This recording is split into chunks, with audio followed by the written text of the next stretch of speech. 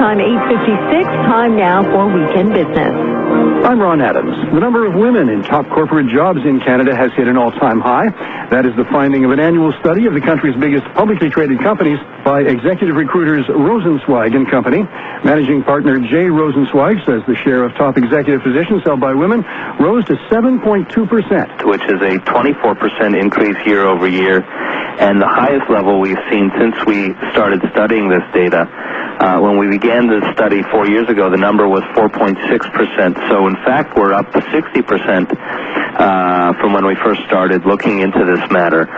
So that's the good news. The bad news is the number is still far too low, and we can do better. How did these gains come about in a slowing economy? One of the things that I think explains this progress is the fact that 15 new women, which is, again, a very encouraging number, appeared on the list, either through job promotion or because their company grew and made the list for the first time. So this is a good thing because it indicates that change and turnover could mean more women getting the opportunity to excel at the top.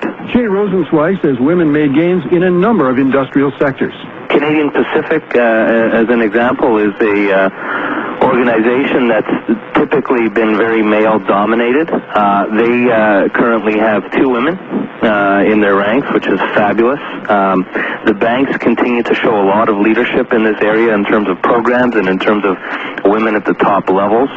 The natural resource sector, which also historically may not have been looked at as one that is particularly female-oriented, has had a lot of new executives in their ranks. So we're seeing some very, very encouraging signs across the board. But as the recession deepens, Rosenzweig says the pace of change may slow. He'd like to see the number of women top execs break the 10% barrier soon, but he says we may be waiting longer now.